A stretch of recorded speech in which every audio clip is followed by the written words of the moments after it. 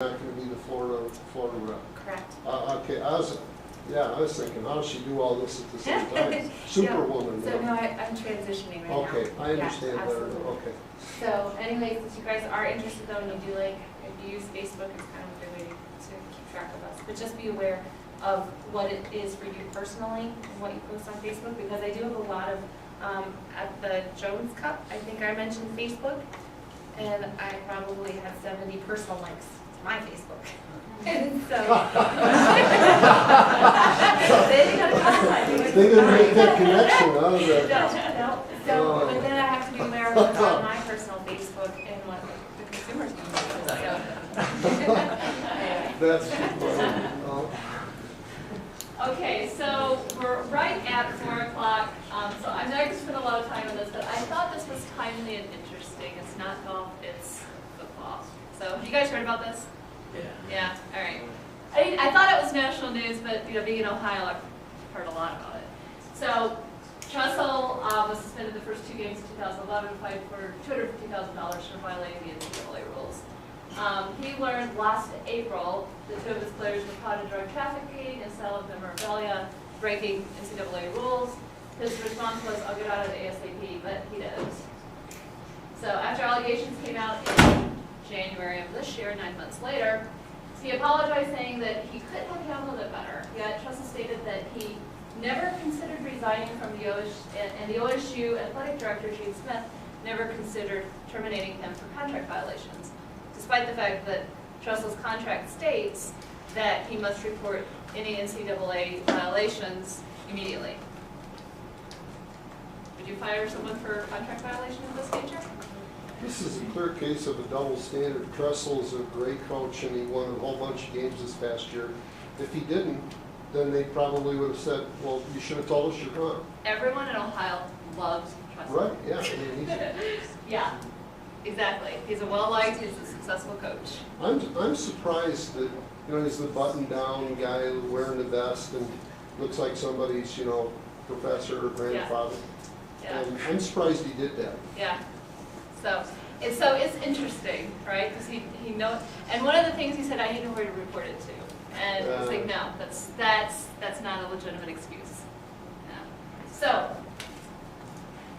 Smith went on to say, wherever we end up, Jim Trussell is our football coach. He's our coach, and we trust him implicitly, despite the fact that he broke his contract. So think about it again. So what I want you to think about is the inaction by Gene Smith and his trust in Trussell. Did it send a positive or a negative message? And what might his actions be saying to the rest of the employees at Ohio State? It's okay to break the rules. Yeah. As long as you're winning and you're well liked. Is that if you win or lose? I'm sorry? Bringing the money. Bring in the money. Brings in a lot of money. You mentioned at the luncheon that it only takes you can hit, and Trussell's a perfect example of this. He was squeaky clean before this. And he had a great reputation. He's probably, and he probably Hall of Fame or whatever, but this could keep him out of the Hall of Fame coaches, and it's also going to be the last thing that people remembers about his career, unfortunately. Yeah. I think it's a really sad It is a sad thing. And, and how Ohio State is managing it brings a lot into question. The fact that Trussell did it, and maybe he just didn't take it seriously, maybe he was confused because there was a federal investigation going on as well. So maybe there was some legitimacy behind, I don't really know what's the right thing to do. But what we always say, if you don't know, then you need to talk about it to people. You need to ask the questions. And it is sad because this may very well be now what he's remembered as, despite all of his successful career. So to get into a little bit of research, and I'm not going to bore you with all of this, but we use the corporate executive board to do a lot of research into organizational culture and ethics and integrity.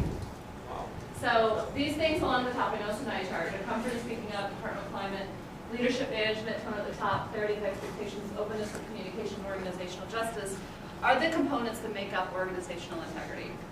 So what I want to focus on is this idea of organizational justice, which is the degree to which an organization responds quickly and consistently to verified unethical conduct or that unethical behaviors are not tolerated. And it's not a small component. That piece in and of itself makes up 74% of the perception of the integrity of an organization, the culture of the organization. Whereas all the other things combined only comprise 26%. So how well an organization responds to misconduct is what the driving factor is and how employees are going to look at it. So what happened back to the Trussell case? Just a little bit more. In Eaton, we call it showing the math. So this is an important concept that we've been talking a lot about in Eaton. So if I say the extra is 16.245 and go out to all these decimal places, versus showing you how I got there, what's more convincing?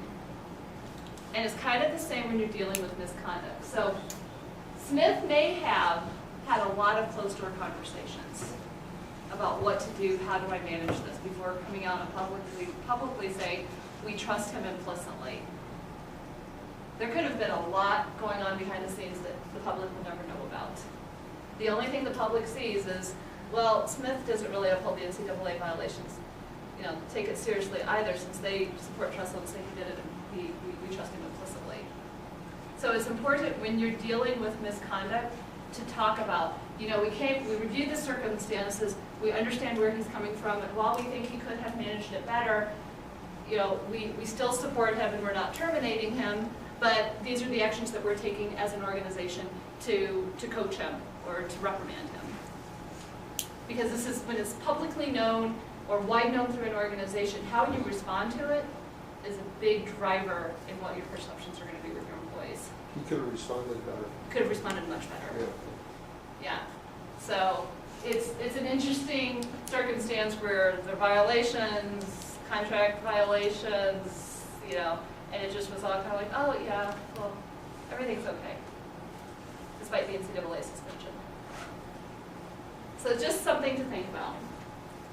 You mentioned benefit of the doubt earlier. Mm-hmm. Trussell got the benefit of the doubt on this. He absolutely Maybe did. rightly so. Yeah. But I just mentioned that because Yeah. Because when you're squeaky clean, the benefit of the doubt works in your favor. Absolutely. No, it does. Yeah. So again, it's about behaviors. It's not about set of rules. It's the expectations of every employee in a company. It only takes one, as we've talked about. It's important to appropriately respond to misconduct, set the tone that it's not going to be tolerated, and it's how you protect your reputation to succeed. So successful programs are going to be recognized by anyone you interact with. Corruption is being more closely scrutinized, and reputation is critically important. So these are just a few quotes. I'm a quotes type person. I like quotes. So the most important persuasion tool you have in your entire arsenal is integrity. Always do right. This will gratify some and astonish the rest. And if you haven't got time to do it right, when will you find the time to do it over? And then the quote that we like to use. So, any questions?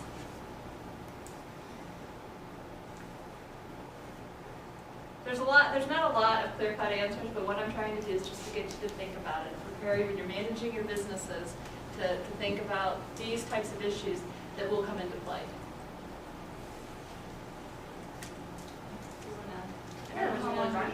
Yeah, let's do it. So, should we shake it up again? well, let's before we do that, yeah, I will do another round here, but Rhonda, if you're, you know, I'd like to acknowledge your wonderful presentation, and let's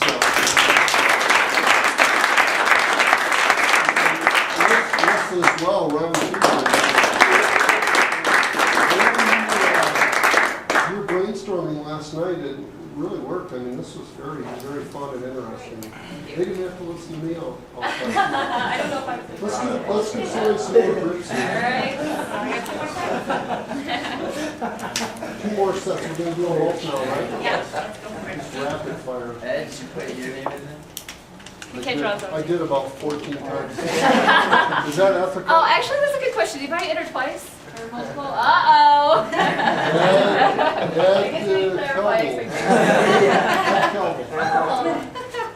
This is good because David's not feeling very well, and David, you won the set of grips. All right, perfect. Since you had to sit through us. So that was good. See, now that's a nice deal. He's kind of, you know, something's wrong.